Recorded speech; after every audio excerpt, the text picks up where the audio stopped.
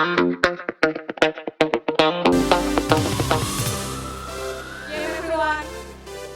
Where's the energy? GM everyone! Can hear you guys. GM everyone! Okay, so, alright. Welcome to the fireside chat. Bitcoin versus everybody. It's gonna get spicy, insightful, and maybe a little bit uncomfortable with the Bitcoin maxis in this room. Okay, let me ask. Who's here a Bitcoin maximalist? Raise your hand. Raise your hand. And the rest is a DJ Hunter? Okay, so joining me today, Gabriel Reef, CEO of Reef, and Sulianto. You know, Sulianto is one of the youngest minds I've ever seen who can roast an entire thesis with just one line. Bitcoin is a zero-sum game. Okay, let's welcome Sulianto. And Pare, please go up.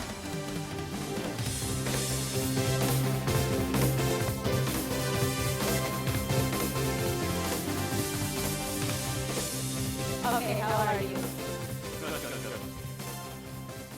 Okay, we have 30 minutes, so please introduce yourself first. Should we use English or Indo? Feeling well maybe. Mix Indo-English. Oke. Salam kenal semuanya. Jadi buat yang belum kenal, nama gue Suli. Gue sekarang lagi kesibukannya di financial market, terutama di crypto. Itu aja sih. I'll be speaking in English. Thank you everyone for coming. So please introduce myself. I'm Gabriel Ray. I am CEO and founder of Thrift Exchange. Thrift is one of the oldest and the largest exchanges in Indonesia. We have almost 4 million users right now. So since started in 2015, and I've been in the market since 2014. So this year I should be in the crypto market for about 11 years.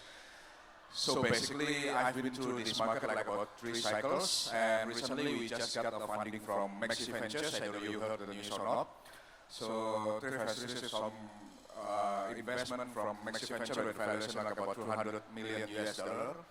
So yeah, that's a bit background about me. I was a Bitcoin maximalist before, but now since I'm operating an exchange, I'm a bit off. So I have some meme coins, another Ethereum, and another stuff. So I will be happy to share my experience with you guys. Okay, thank you. Wow, we got the OG here. Give him applause. So let's start with the zero-sum game. Bitcoin is a zero-sum game. Okay, let's start with Suli. How would you explain that, Suli? Jadi in a perspective of a trading wise, yeah, Bitcoin is zero sum. Yeah, but if you see it on the ecosystem, yeah, it is not zero sum. Actually, to summarize it all, kurang lebih kayak gitu sih ya. Selama ini. Gimana Pak? Okay, Pak Pare, how would you take that on that? No, I would think Bitcoin as a long-term investment. Maybe in a trading game, I cannot say or adding something about it, but I would see the people of or investor in Thrift or in Indonesia mostly, when I see the behavior of the investor, they are mostly put Bitcoin as a long-term investment. So that's why I'm kind of saying that Bitcoin is a positive sum game, because when they try to make a short-term gain, usually they don't do it on Bitcoin because the size is, the price is already much more expensive than a regular coin. So I would say Bitcoin would be a positive sum game in the long-term investment, as I would already explain this multiple times. The ecosystem, the everything, and the long-term investment is a positive sum. And I would like to see Bitcoin a very, very good hedging against inflation, like we mentioned earlier. And yeah, my point of view again might be a bit biased, but as a long-term investment, there will be a positive sum game. Okay. Got it. But so this fireside digs into why Bitcoin is dominating 2025. From the capital rotation, ETF FOMO to the macro chaos and never-ending retail FOMO. But here's the real question. Is Bitcoin still the ultimate thesis or just the safe trade left in a zero-sum game where you're not making money, congratulations, you are the liquidity. Yeah. it's still the ultimate thesis, Bitcoin. Okay. So I would think when you see the fundamental, because I'm basically a fundamental investor, what I'm seeing is that Bitcoin is really gaining traction in this cycle much more than on the previous cycle. So the first thing that we see is that the ETF inflow that we are seeing, that the simplest thing would be like it takes like about 8 years from gold to reach the same value with the Bitcoin ETF. That is the simplest thing that we can see how high Bitcoin is.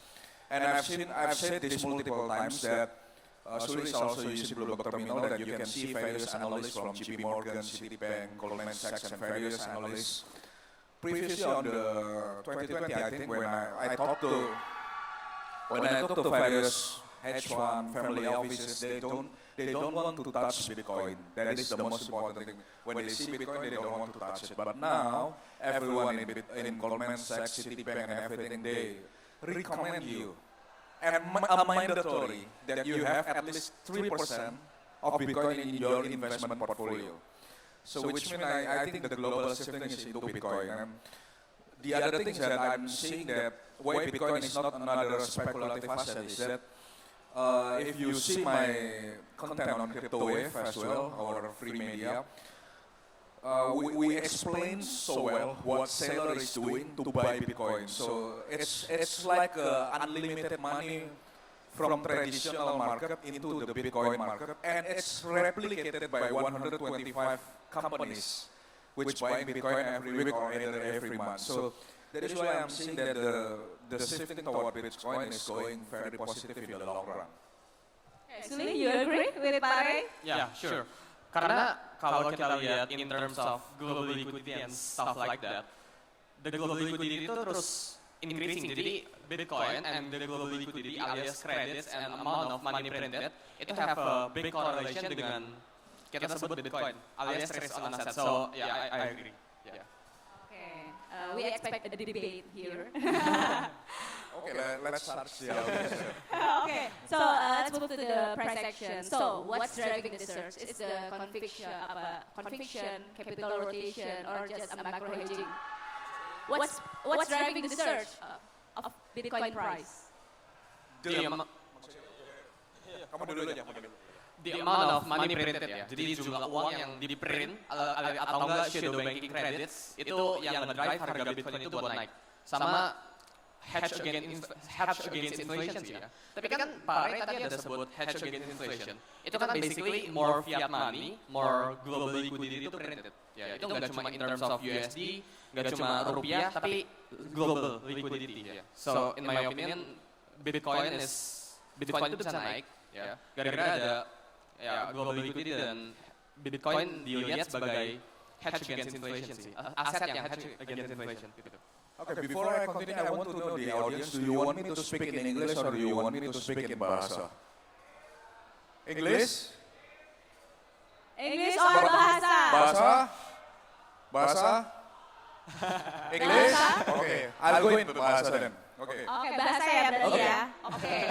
Daunnya gitu ya, ini kita daunnya gimana? Sekali lagi deh, tadi aja 50-50. Yang mau ini sesi English siapa tunjuk tangan? 1, 2, 3. Yang mau ini sesi Indonesia? Oh, lebih banyak. Let's go with Bahasa. Let's go to Bahasa ya. Kita ambil yang terbanyak. Oke, yang satu paling gampang, paling easy to be seen, itu adalah Big Beautiful Bill dari Trump. Itu dikatakan 10 triliun dolar, itu memang nggak akan langsung seperti quantitative easing yang dilakukan Fed waktu zamannya COVID. Tapi 10 triliun dolar, ya 10 triliun dolar kan, Big Beautiful Bill itu akan dirilis secara bertahap ke market dalam waktu kurang lebih 10 tahun. Jadi istilahnya Pak, ini seperti ada uang baru yang masuk ke dalam market. Either you like it or not, Big Beautiful Bill yang udah ditandatangani oleh Trump, ini udah jalan. Jadi kita akan melihat progres Bitcoin ini akan semakin naik dalam waktu jangka panjang. Kemudian kedua yang kita lihat apa?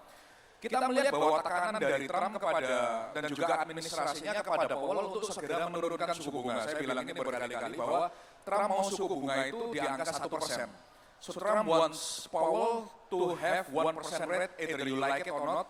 It's not a matter of yes or no, but it's a matter of when. kapan ini terjadi, cepat atau lambat rate ini pasti akan 1%. Dan ketika 1%, you will see Bitcoin and stock going higher and higher because it's the law in the market. Suka atau tidak, ketika suku bunga itu turun, maka risk aset seperti Bitcoin, saham itu akan naik dan harga emas pasti akan turun. So, ini kita udah melihat fundamental shifting ke sana. Kemudian ketiga yang saya lihat adalah keluarga Trump sendiri dan juga Trump Holdingnya itu sudah bertambah kaya $610 juta dari permainan kriptonya mereka. Jadi they buy Bitcoin, they buy Ethereum, they issue new coin. Trump families and Trump family is already gaining like about 610 million USD from this crypto industry. So artinya apa? Kalau presiden udah masuk ke sini, nggak mungkin dia bikin policy yang membahayakan dirinya sendiri ataupun keluarganya. So that's the basic fundamental. What I'm seeing in this cycle is quite a bit different games. Sama pension fund kali ya, 401k. Yes, for 401k.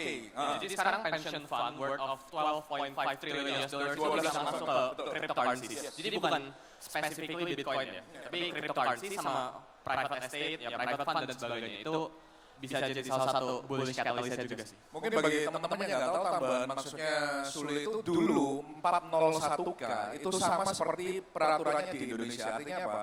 Asuransi sama dana pensiunan itu nggak boleh beli kripto. Sampai sekarang di Indo masih belum berubah dan I hope expectly mungkin dari OJK atau regulator kita mungkin dalam tahun ini bisa diizinkan. Tapi di US sana akhirnya Trump tanda tangan bahwa uang pensiunan, mungkin asuransi dan lain sebagainya itu mereka bisa beli Bitcoin tapi bukan spot ya, bisa beli kripto lah.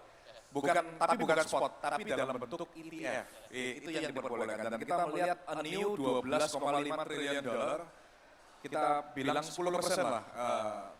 Standar 10% ya, berarti Right now 4 million kan? Iya, berarti kan it's a new flow of money coming into Bitcoin. Jadi kalau alasannya kayak gitu, sebenarnya jadi siapa yang membeli Bitcoin sekarang? Emang long term investor atau memang orang yang ngejar ETF pump, the next ETF pump mungkin? Kalau kita lihat dari ditanya siapa who is buying Bitcoin now? Who's the who's I tell you the honest answer. Everyone is buying Bitcoin now. Fund managers ya? Everyone. Fund manager. Everyone. Even it's sailor, even it's a country, even it's mau sailor, mau itu negara, mau itu pension funds, bahkan retail like us, even in Trivalon, kita melihat bahwa orang itu tetap membeli Bitcoin walaupun mereka punya altcoin, karena tetap Bitcoin itu is mandatory, mereka baru cari beta-beta lainnya. Jadi kalau dilihat who is buying Bitcoin, I would say everyone is buying Bitcoin. Everyone is buying Bitcoin and every time is the right time to buy Bitcoin. Not financial advice. Disclaimer on. Disclaimer on. Takut diklip nanti. Banyak clippersnya ya Pak. Ya. Oke, so tadi kan ngomongin inflasi dan lain-lain. Nah sekarang dengan high rate interest, tight policy, tight fiscal policy, sebenarnya narasi Bitcoin is the inflation hedging atau safe haven asset itu masih berlaku nggak sih sebenarnya narasi Bitcoin kayak gitu? Masih dong ya. Jadi every risk on assets ya. Tapi stocks nggak included ya. We say gold and Bitcoin itu termasuk dalam salah satu upaya buat kita hedge aset atau aset kita gitu. Jadi kalau ditanya apakah masih menjadi salah satu hedge against inflation aset Bitcoin, iya jawabannya. Gitu sih. How do you see it, Pak? Iya pasti. Coba yang berlawanan dengan Suli mungkin Pak. Ini kita pengennya So funny thing, I told you some funny things. So I was trying to exit with the market like on the previous cycle. Bahkan saya itu pelajari semua market di seluruh dunia, even emerging market, kemudian kan ada indeks global stock ya namanya. Even I try to invest in private equity, sampai sekarang still hard to find something yang seperti Bitcoin yang bisa memberikan return akhirnya kurang lebih berapa Sul? 30-40% per tahun kan. Where do you find that in that kind of investment? Jadi artinya kalau ditanya apakah ada yang lain selain Bitcoin sampai saat ini, karena kita kan juga punya tim analis sebagai Thrift, Crypto Wave juga, saya punya hedge fund sendiri yang memanage my wealth management di Singapura sana. I check everything. literally I tried everything. Even di Singapura sana di bank ada yang namanya structure product. Itu untuk high net worth individual. Even itu returnnya nggak bisa nyamain Bitcoin. So that is why I'm saying that in the current situation, then in the current fundamental, I don't see any better option from Bitcoin right now. But disclaimer on, not financial advice. Menurutku salah satu flopnya dari Bitcoin itu risk of drawdown-nya sih. Ya, jadi ya if we say like the Sharpe ratio dari Bitcoin itu pasti jelek banget. Kayak Bitcoin can go like 30% ya drawdown dari all time high-nya, ya itu bisa jadi salah satu consideration ya gitu. Kenapa orang beli bonds, kenapa orang beli apa? Karena mereka pengen dapetin risk free rate-nya kan, 6,5% ya gitu. Tapi kalau pengen go for more, ya mereka nggak sedia terima drawdown-nya, mereka pengen punya capital yang lebih atau uang dadakannya, uang daruratnya, ya bisa taruh ke Bitcoin gitu sih. Oke, for a fun one ya, apa kebohongan tentang Bitcoin? Satu hal, menurut kalian satu-satu ya, kebohongan tentang Bitcoin yang sampai sekarang orang masih percaya. Beli Bitcoin bulan depan beli Lambo. Oh iya lagi. Aku baru mau bilang gitu. Literally, any crypto gurus or any crypto influencer who promise you this Bitcoin is a quick rich scheme game, Yeah. then I strongly advise you to unfollow, click unfollow. Because literally I've been in the market like 11 years. Maybe I own like 3 hypercars, but I own Ferrari, I own Lamborghini, I own McLaren Senna, but again it doesn't come on instant way, ya kan? Itu tidak instan. It literally took me like about 2 or 3 cycle to earn this gain lah istilahnya. So basically kebohongan yang paling sering aku lihat, buy now and you get McLaren next month. Ada satu lagi, holding is easy. Itu holding is never easy. Benar nggak Pak? Berarti sebenarnya itu enggak, tapi itu berarti itu kebohongan yang semua orang memang percayai sih. Hopium. Yeah. Okay, let's play the devil advocate. What would it take for Bitcoin to be dethroned? Jadi kayak apa sih yang kira-kira membuat Bitcoin itu mungkin akan Going to zero. Ya. From my perspective ya, super hot saat ini. Quantum masih jauh. Sekarang quantum computing paling maksimum itu sekitar 45 qubit lah. Sedangkan untuk cracking Bitcoin itu butuh berapa? 1 juta ya kalau nggak salah. 1 juta qubit kalau nggak salah. Iya, jadi masih 10-20 tahun lagi dan even pun itu terjadi quantum computing, Bitcoin community seperti yang punya running node dan kemudian dan lain sebagainya, mereka tinggal mengajukan fork untuk bikin quantum proof. Jadi literally no ancaman lah untuk Bitcoin dari sisi quantum computing. Dari sisi regulasi, saya dulu yang paling takut adalah regulasi yang bisa membunuh Bitcoin. Karena I've seen it in many cycle sebelumnya ketika China ban Bitcoin, harga Bitcoin itu pasti langsung drop gila-gilaan. Bahkan yang ketika China ban Bitcoin itu sampai 70% drop last year. Tapi sekarang dengan the global adoption, global regulation, apalagi kita lihat Trump sendiri dan the family juga invest in Bitcoin, invest in crypto, I don't see any regulation risk at all. Bahkan Trump sendiri kan promise bahwa Amerika is gonna be the Bitcoin center of the world. Jadi artinya apa? Mereka akan bikin regulasi yang sangat pro Bitcoin. Dari quantum computing nol, regulation almost zero juga. To be honest, yang menurut saya saat ini sangat mungkin bisa bikin harga Bitcoin turun. Mungkin kalau tiba-tiba terjadi perang yang berkepanjangan. Nah, tapi nggak akan zero. Nggak akan zero, ya nggak akan zero. Mungkin koreksi, tapi kalau saya melihat dari stance Trump doesn't like war. Jadi nggak mungkin ada perang berkepanjangan menurut saya. Oke, tapi Sulit yang bisa namanya. Mungkin what makes Bitcoin probably goes to zero. Actually before Trump elect, aku kepikiran kalau presidennya atau negara again nge-ban Bitcoin secara kompak, itu bisa masuk ke black market Bitcoin. Betul, Not zero. Iya. Cuma, Regulation itu. ya after di US, ya negara yang super power yang ada di nomor 1 itu, yang nge-proof Bitcoin, ya bahkan di White House kan sampai dipanjangin kan Bitcoin white paper-nya. I don't think untuk sekarang ada celah sih. We don't know ya, misal 1 minggu lagi tiba-tiba ada something new, terus ada possibilities buat bikin Bitcoin ke nol, kita nggak tahu. Cuma per hari ini tuh zero sih, in my opinion no. Oke, kalau gitu kalau misalkan Bitcoin itu is a major asset ya saat ini. kenapa orang masih treat it like trade gitu? Kenapa orang masih nge-trade-in, bukan treat it like a thesis? Gimana orang masih Iya, kenapa kalau Bitcoin kan sekarang aset yang udah mature ya? Kenapa orang-orang masih kebanyakan itu nge-treat-nya itu kayak ya untuk di-trade gitu?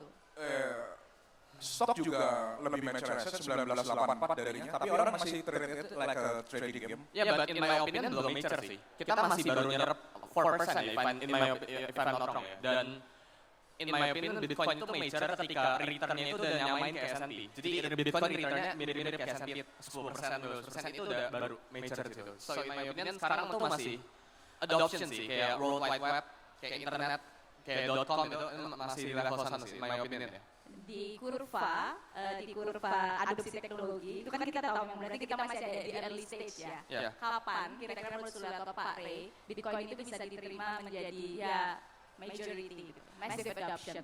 Very soon sih, karena negara udah adopt. Ini kayak literally tahun ini dan tahun kemarin tuh the most important year, one of the most important year in Bitcoin sih, in my opinion sih. Gimana Pak? Saya lihat sih udah terjadi sih sebenarnya, bukan masalah yes or no, it's just a matter of when. Jadi kita akan melihat kalau either this year atau paling lambat next year, karena the regulation karena ini yang teman-teman harus tahu bahwa ketika negara-negara kecil lainnya seperti Singapura dan negara-negara maju Eropa lainnya, mereka patokan polisinya itu selalu ke Amerika Serikat. Perhatikan, setiap Amerika Serikat potong suku bunga, mereka ngikut, ya kan? Itu paling simpel. Dan ketika Amerika melakukan something yang pro Bitcoin atau pro crypto, otomatis negara-negara lain juga nggak akan mau ketinggalan. Mereka akan bikin sesuatu yang di-call Bitcoin friendly policy lah, kita bilangnya. Jadi kalau dilihat, it's gonna happen, it's just a matter of time. Oke, so the question is, dari dulu kita selalu percaya market cycle itu bear market 4 tahunan ya, gitu. Berarti dengan adopsi yang seperti ini, kayak sekarang semua fund manager beli Bitcoin, negara beli Bitcoin, semua orang beli Bitcoin, apakah cycle 4 tahunan itu masih terjadi? Karena kalau terjadi berarti besok tahun depan udah bear market dong. Oke, coba. In my opinion, there's no cycle ya, itu cuma perkara hitungan ke belakang aja gitu ya. Karena gini, orang yang di 2020 itu nggak mention for your cycle dan sebagainya, itu cuma gara-gara udah data historisnya udah menunjukin aja for your cycle. Tapi in my opinion bakalan ada extended cycle gitu deh, kalau kita in terms of cycle ya. Karena let's say tahun 2026 April depan, Powell ini pengen resign kan, keluar. So in my opinion, it will be very bullish for the overall market crypto sih. Ya dalam, ya let's say tahun ini kita akan ada 1 kali rate cut menurut Bloomberg Economics. Tahun depan itu 2 kali sampai 3 kali projectionnya, which is good kan for the liquidity in the market kan. Berarti tahun depan belum bear market ya? In my opinion belum. So extended cycle. Extended cycle. Sama, kalau saya ngomongnya prolong cycle atau prolong bull cycle.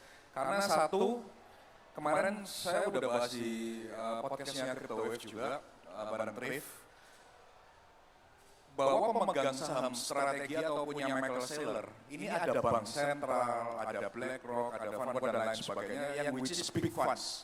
Dan ketika Bitcoin ini turun, saya yakin Saylor ini nggak akan tinggal diam. Dia akan menerbitkan bonds baru atau kungfu-kungfu lainnya untuk membeli Bitcoin lagi. Karena kalau enggak, kalau sampai dia biarkan Bitcoin turun, maka pemegang sahamnya, baik itu insurance, baik itu central bank, dia akan teriak kepada Saylor, do something. Karena dia nggak mau nilai saham strategi ini turun. Karena nilai saham strategi dengan Bitcoin sekarang kan almost move in the same strategi itu Bitcoin with steroid lah istilahnya. Nah itu yang saya melihat bahwa this cycle is gonna be prolonged dan nggak cuma Saylor dan ini juga mulai direplikasi. Kalau nggak salah by data crypto kemarin 125 perusahaan yang melakukan jurus yang sama dengan yang dilakukan Saylor. Menerbitkan bonds, menerbitkan equity offering untuk membeli Bitcoin. Dan 2026 kita melihat Powell akan turun kan. Powell akan digantikan, jadi kita akan melihat 1% rate itu ya sooner or later, just a matter of time. So last question, we have 2 minutes left. Berapa harga Bitcoin di 2026? Suli dulu karena itu. Oke, ini banyak ya. Jadi kita tanya ya, berapa menurut Suli dan Pak Ray harga Bitcoin di 2026? Apakah akan mencetak all time high baru atau malah koreksi? 2026 apa nih? Ya mungkin kita tanya all time high di 2026 kali ya. 180.000 lah, minimum ya. 180.000. Nanti kalau ke sana bilang sudah mengungkapkan. Sudah kita ungkap. Sudah kita ungkapkan. Kalau saya percaya orang yang, karena saya Bitcoin maksimalis dari dulu, saya selalu bilang there is no top for Bitcoin. Ya, jadi kalau you trust Bitcoin in the long run, there is no top for Bitcoin. Sama seperti kayak kalian beli rumah kan, kemudian bisa beli rumah di satu area yang elit. Kalau di Bali di mana itu Sul? Area Bali yang elit apa? Perumahan misalnya. Atau daerah yang Sanur lah, kita bilang beli properti di Sanur. Sanur, oke. Beli villa 10M, terus ditanya, kira-kira kamu mau jual villa ini harga berapa? Nah, itu kan sama seperti Bitcoin. There is no top for Bitcoin in the long run.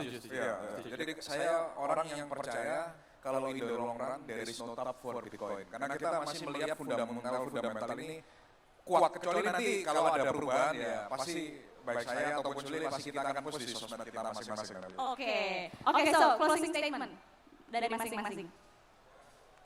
Apa nih isinya? Closing statement Parah aja. itu.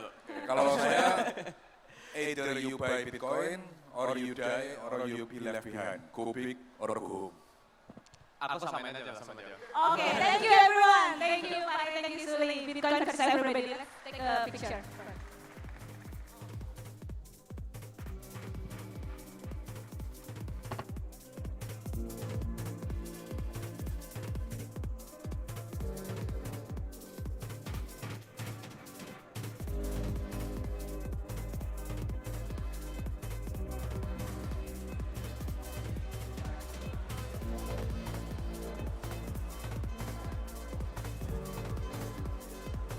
Very nicely done, CoinFest's own.